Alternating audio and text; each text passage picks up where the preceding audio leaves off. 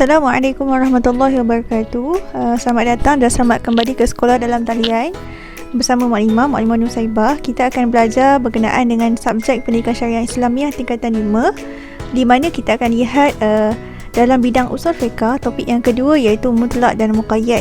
Para pelajar boleh merujuk kembali topik ini di dalam buku teks halaman 99. Okey, mari kita lihat apa yang akan kita belajar dalam topik ini. Yang pertama, Maklimah akan terangkan kepada para pelajar mengenai pengertian lafaz mutlak dan muqayyad.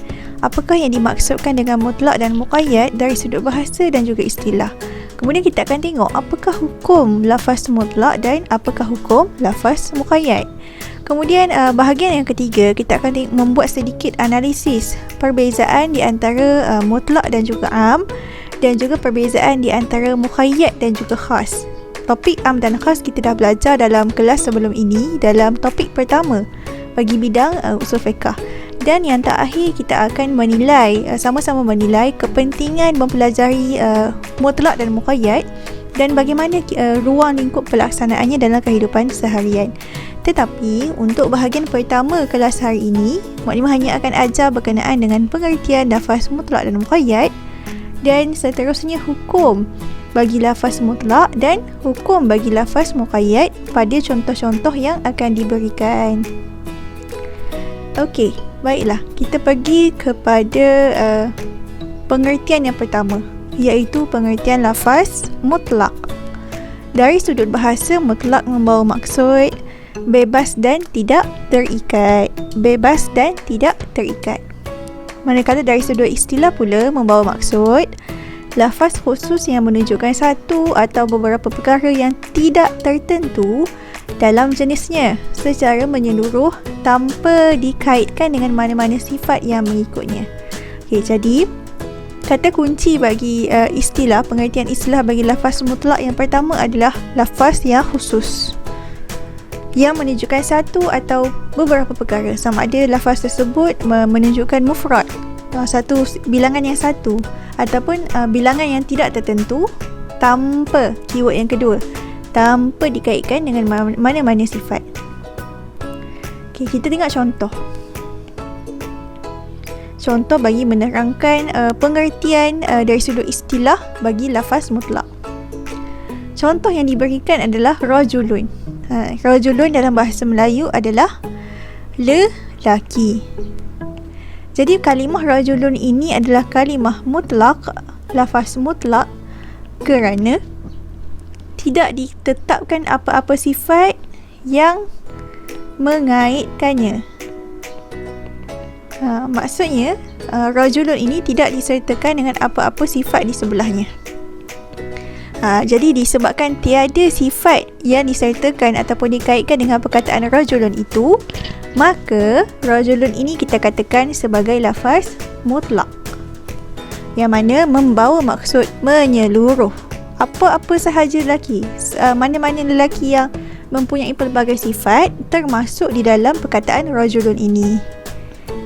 Okey, itu contoh mudahlah bagi untuk para pelajar memahami apakah pengertian bagi lafaz mutlak.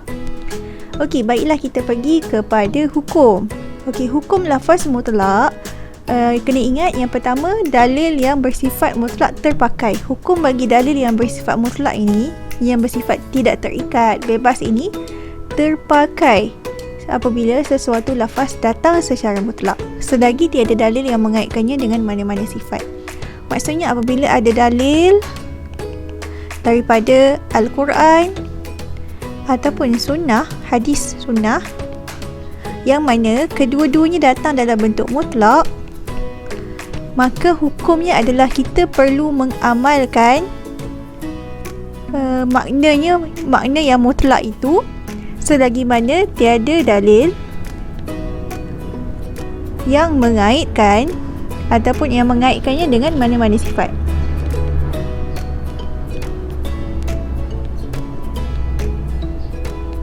Okey, itu maksud dia. Okey, kita tengok ada 3 contoh mudah berkaitan dengan 2 dalil Al-Quran dan juga 1 dalil hadis, yang mana lafaz yang digunakan itu memang membawa maksud mutlak. Okey, yang pertama kita tengok dari sudut ayat Al-Quran berkenaan dengan isu kafarah melanggar sumpah ataupun nazar.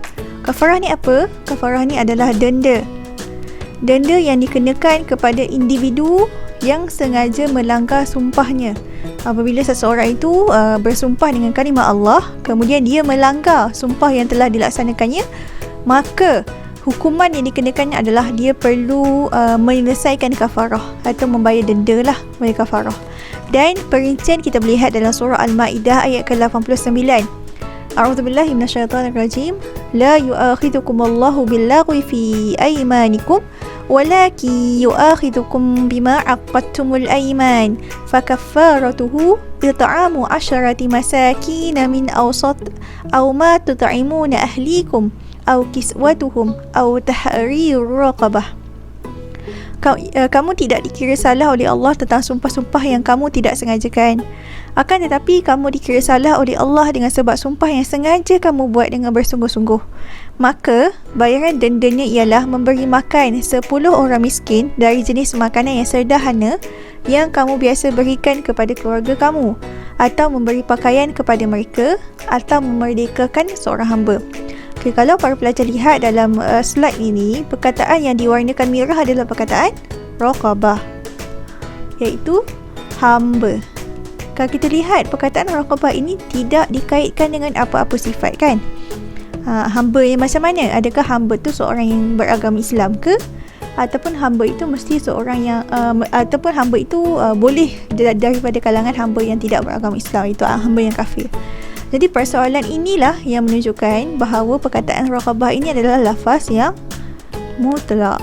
Jadi kesimpulan yang kita boleh dapatkan daripada contoh yang pertama ini adalah, pertama, lafaz raqabah ini sendiri adalah lafaz mutlak. Kenapa? Kerana tidak ada sifat yang dikaitkan dengannya. Yang dikaitkan dengannya. Yang kedua, hukum sah sekiranya seseorang yang ingin membayar kafarah dengan membebaskan mana-mana hamba, sama ada beriman ataupun kafir. Disebabkan tiada sifat yang dikaitkan dengan perkataan raqabah dalam contoh yang pertama ini, maka seseorang itu bebas untuk memilih sama ada dia nak membebaskan seorang hamba yang beragama Islam ataupun hamba yang kafir. Okey, itu contoh yang pertama. Contoh yang berkaitan dengan kafarah bagi sumpah. Kita pergi kepada contoh yang kedua, iaitu ayat Al-Quran berkenaan dengan perempuan yang haram dikahwini. Berdasarkan surah An-Nisa ayat 23, Hurrimat 'alaikum ummahatukum wa banatukum wa akhawatukum wa ammatukum wa khalatukum wa banatul akh wa banatul ukhs wa ummahatukum allati arda'nakum wa akhawatukum minar radha'ah wa ummahatu nisaikum. Diharamkan kepada kamu berkahwin dengan perempuan-perempuan yang berikut: ibu-ibu kamu dan anak-anak kamu dan saudara-saudara kamu dan saudara-saudara bapa kamu dan saudara-saudara ibu kamu dan anak-anak saudara kamu yang lelaki dan anak-anak saudara kamu yang perempuan dan ibu-ibu kamu yang telah menyusukan kamu dan saudara-saudara susuan kamu dan ibu-ibu isteri kamu, iaitu ibu mertua. Kita lihat perkataan yang diwarnakan merah adalah perkataan wa ummahatu nisaikum, yang mana membawa maksud ibu-ibu kepada isteri-isteri kamu, iaitu ibu mertua. Disebabkan ibu mertua ini tidak dikaitkan dengan apa-apa sifat, sama ada ibu mertua kepada isteri yang telah disetubuhi ataupun ibu mertua kepada isteri yang belum disetubuhi, maka kesimpulan yang kita boleh dapatkan daripada contoh yang kedua ini adalah lafaz wa ummahatu nisaikum ini merupakan lafaz yang mutlak, kerana tiada apa-apa sifat ataupun ciri yang dikaitkan dengannya. Secara asas, ayat ini memang diturunkan dalam bentuk mutlak. Maka kesimpulan yang kedua kita boleh dapatkan, pengharaman ibu mertua daripada dikahwini adalah berlaku selepas akad nikah tanpa disyaratkan persetubuhan dengan perempuan yang dinikahi. Maksudnya apabila seorang lelaki itu berkahwin dengan perempuan, sejurus sahaja dia berkahwin dengan perempuan tersebut, maka dia diharamkan berkahwin dengan ibu kepada perempuan tersebut walaupun dia belum bersetubuh dengan wanita yang dinikahinya. Okey, itu secara ringkaslah berkenaan dengan contoh yang kedua.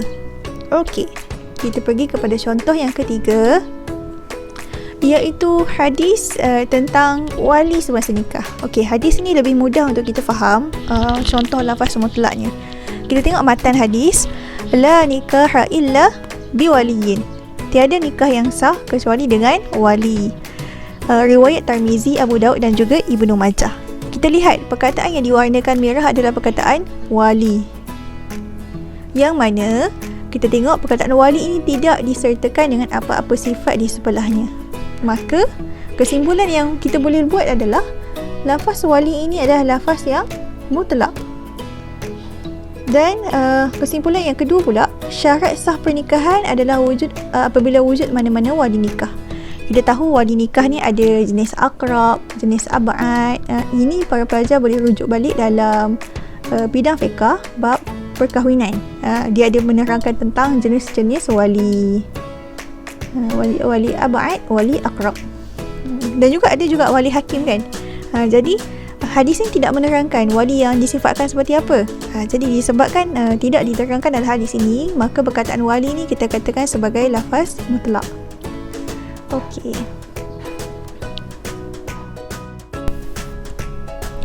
Jadi berdasarkan 3 contoh yang telah Makmum terangkan tadi, contoh yang pertama berkaitan dengan kafarah bagi mereka yang melanggar sumpah.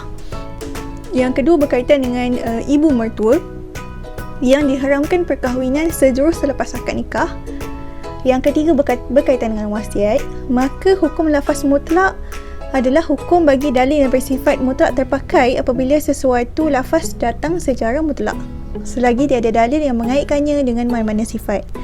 Tetapi sekiranya ada dalil taqyid, iaitu dalil yang mengaitkan dengan sesuatu sifat, maka kita kena ambil kira sifat yang diikatnya. Okey, apa contoh?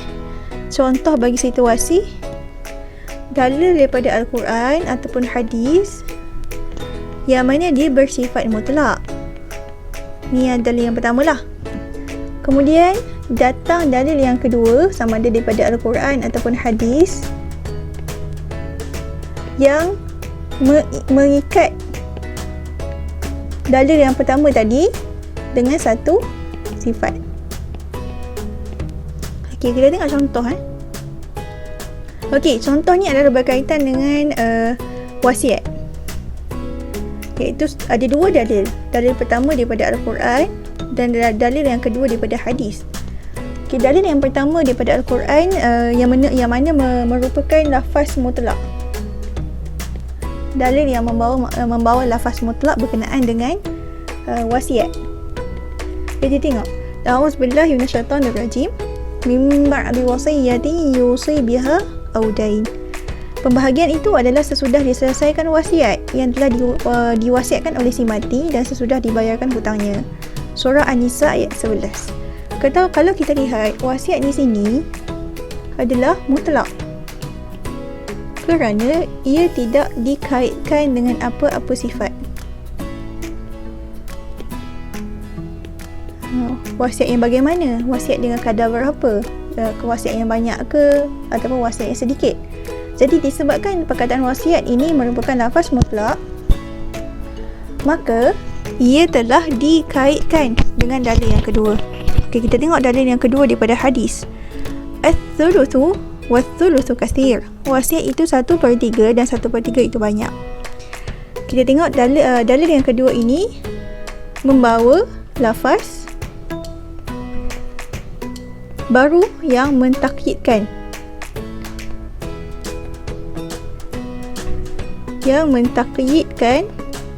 dalil yang pertama. Jadi kesimpulan yang kita boleh buat, ayat mutlak ini iaitu ayat yang pertama ini berkenaan dalam surah An-Nisa itu telah ditakyidkan dengan hadis yang bawah, as-tsulusu was-tsulusu katsir. Di mana ayat dalil yang pertama tidak menerangkan berapa kadar wasiat itu. Kemudian datanglah dalil yang kedua yang menerangkan kadar wasiat itu tidak boleh lebih daripada 1/3. Kita dah belajar berkenaan dengan wasiat ini dalam tingkatan 4. Jadi para pelajar boleh buat revision supaya kita ingat balik topik berkenaan dengan wasiat. Jadi kesimpulan yang kedua pula, maka hukum mutlak pada dalil yang pertama ini tidak lagi terpakai kerana ada dalil lain yang mengaitkan dengan satu sifat. Sifat apa? 1/3. Ini sifat yang dikaitkan dengan wasiat tersebut. Jadi ini adalah contoh keadaan di mana lafaz mutlak itu telah ditakyidkan melalui dalil yang lain, sama ada dalil itu datang daripada Al-Quran ataupun Sunnah. Okey, kita pergi kepada pengertian lafaz mutlak. Lafaz muqayyad. Meminta maaf, muqayyad.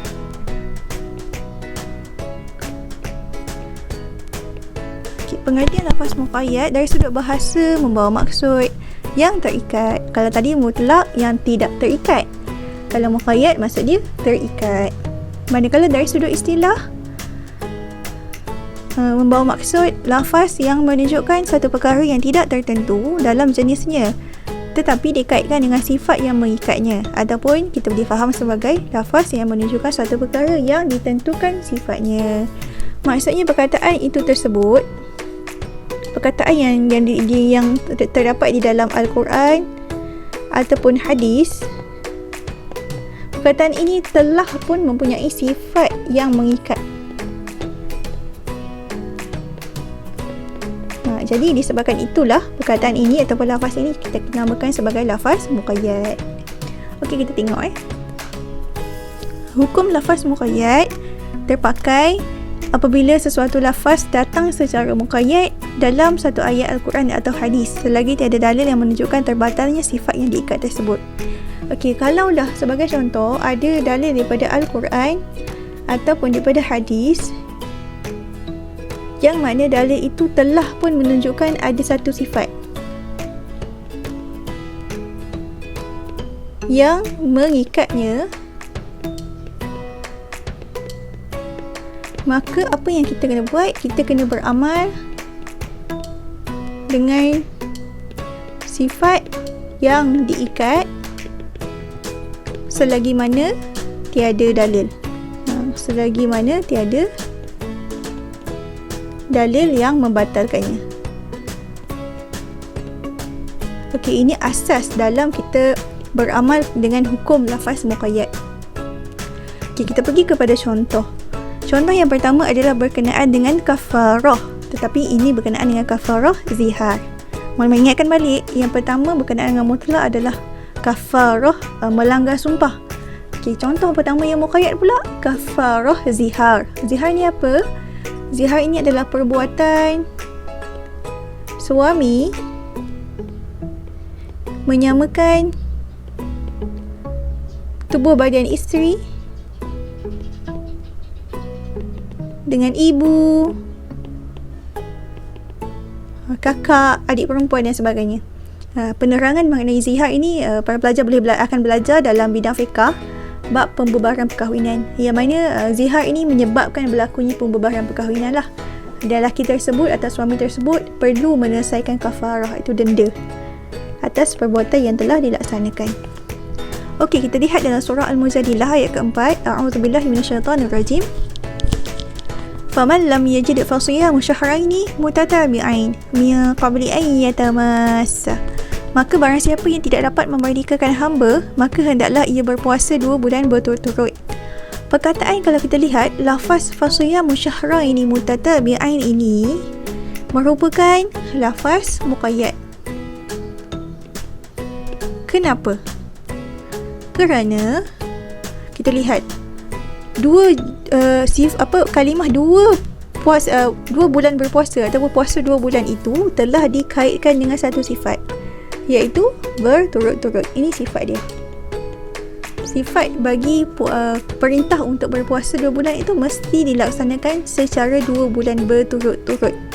Jadi disebabkan itulah kalimah fasiyah musyahraini mutatabi'aini merupakan lafaz muqayyad. Jadi kesimpulan yang kita boleh dapat adalah sifat yang dikaitkan dengan puasa 2 bulan itu adalah sifat berturut-turut. Maka tidak cukup puasa untuk kafarah zihar jika dilakukan secara selang-seli. Maksudnya kalau contohlah lelaki itu kena bayar kafarah zihar, maka dia kena berpuasa setiap hari tanpa selang-seli. Kalau lah dia berpuasa, hari ni puasa, esok tak puasa, lusa puasa, maka dia belum dikira menyelesaikan kafarahnya. Dia kena ulang semula puasa selama 2 bulan berturut-turut. Kerana memang perkataan mutatabi'ain itu disebut di dalam surah Al-Mujadilah ayat ke-4. Okey, itu contoh yang pertama bagi muqayyad. Kita tengok contoh yang kedua. Okey, ini berkenaan dengan hukum haram makan darah. Berdasarkan surah Al-An'am ayat 145. A'udzubillahi minasyaitonirrajim. Illa ayyakuna maitatan aw damam masfuha. Kecuali jika makanan itu adalah bangkai atau darah yang mengalir. Kalau kita lihat petikan ayat Quran sebelumnya, Allah menceritakan mengenai bagaimana Allah jadikan makanan untuk manusia. Tetapi Allah menghalalkan makanan-makanan yang ada di atas muka bumi ini kecuali bangkai dan juga darah. Tapi kita tengok perkataan damam masfuhan ini merupakan lafaz muqayyad. Kenapa? Kerana sifat darah yang diharamkan itu telah dikaitkan dengan satu sifat mengalir. Maksudnya darah yang diharamkan oleh Allah Subhanahu Wa Taala adalah darah mengalir. Sebab darah ni ada 2 jenis. Ada satu darah beku dan juga ada darah mengalir. Darah beku yang kita biasa makan ni, sebagai contoh hati tu darah beku lah ataupun limpa. Jadi kesimpulan yang kita boleh dapat dalam contoh yang kedua ini adalah sifat yang dikaitkan dengan darah yang haram dimakan adalah sifat mengalir. Jadi darah yang tidak mengalir seperti limpa, hati tidak diharamkan oleh Allah Subhanahu Wa Taala. Okey. Kemudian contoh yang ketiga ini lebih agak unik kerana contoh yang ketiga ni melibatkan satu situasi di mana sifat yang dikaitkan di dalam ayat tersebut diabaikan dan tidak terpakai dalam pelaksanaan hukum. Okey, contoh ini kita lihat dalam surah An-Nisa ayat ke-23. A'udzubillahi minasyaitonirrajim.